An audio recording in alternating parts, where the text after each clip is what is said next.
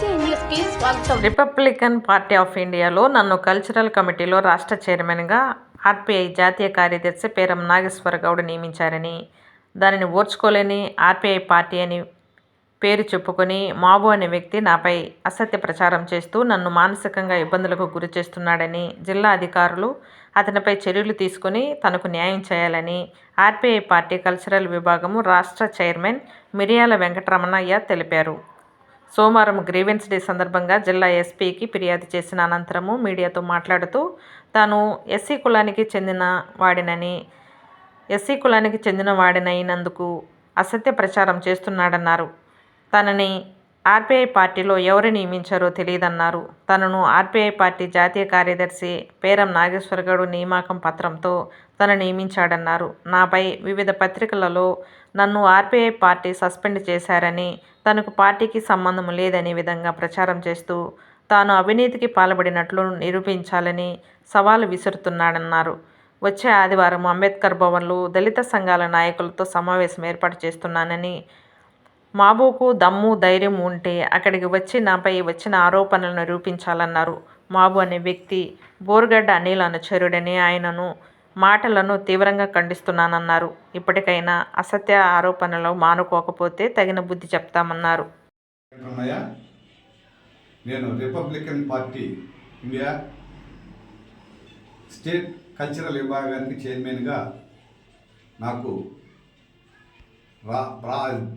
దేశానికి సంబంధించినటువంటి Republican party national secretary Peram Shivanageshwara Goud garu స్వయంగా నాకు లెటర్ ఇచ్చాడు.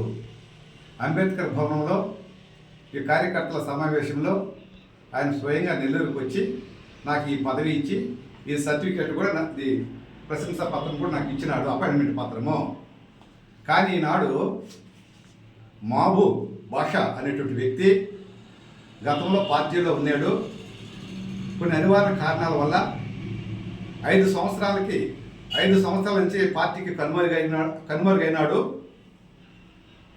అతని స్థానంలో వేరే వ్యక్తిని పెట్టాలని, పార్టీ యొక్క బలోపేతం చేయాలనే ఉద్దేశంతో ఈ కమిటీ ఏర్పాటు చేయడం జరిగింది. ఈ యొక్క మా భాష అనేటువంటి వ్యక్తి నాకు స్టేట్ కల్చరల్ విభాగానికి చైర్మన్ ఇచ్చారనే అసూయతో, విమర్శతో నా మీద కొన్ని పత్రికా ప్రకటనలు చేసినాడు.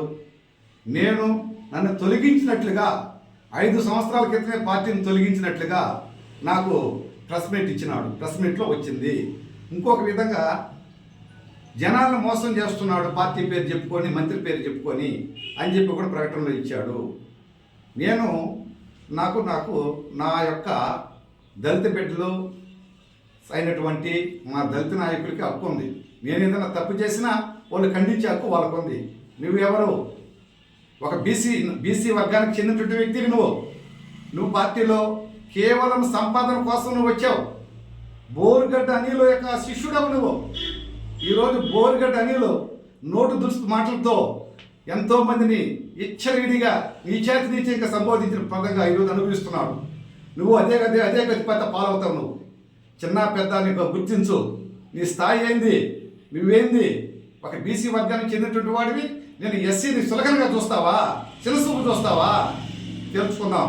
అంబేద్కర్ భవన్ రేపు ఆదివారం ఏర్పాటు చేస్తున్నాం. మా దళిత బిడ్డలు, మా దళిత నాయకులు, సీనియర్స్ వాళ్ళ సమక్షంలో రేపు అంబేద్కర్ భవనంలో సమావేశమయ్యి వాళ్ళ సమక్షంలో నిజ నిర్ధారణ కమిటీ ద్వారా నేను తప్పైతే మా వాళ్ళు ఏ శిక్ష విధించినా నేను సిద్ధంగా ఉండా. నీకు అనవసరం, నీకు చెప్పేటువంటి కాదు. నువ్వు మర్యాదగా నీవు ఇచ్చినట్టు తప్పును ఒప్పుకో. నువ్వు ₹1,00,00,000 దాకా తీసుకున్నాను జనాల కాడ అన్నావు. అది నిరూపించాలా. అది నిరూపించుకుంటే కూడా మాత్రం లీగల్గా నేను పోయేది సిద్ధమే. ఇంకొక విధంగా నన్ను తొలగించాడని చెప్పావు. ఆయన సీనియర్ నాయకుడు, రాష్ట్రానికే కాకుండా దేశానికి సంబంధించిన జాతీయ కార్యదర్శి పేరమ శివనాగేశ్వర గౌడ గారిని కూడా తొలగించామని చెప్పావు. మేము ఎన్డీఏ కూటమిలో ఉన్నాం.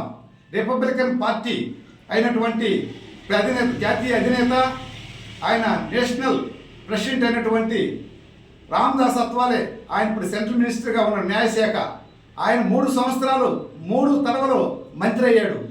బీజేపీకి అనుబంధంగా, ఎన్డీఏ కూటమికి అనుబంధంగా మేము పనిచేస్తున్నాం.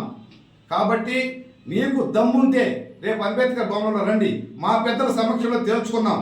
కాబట్టి నీ నా మీద ఇచ్చినట్టు ఆరోపణలను ఖచ్చితంగా నిరూపించినట్లయితే నేను ఏ దానికైనా సిద్ధమే.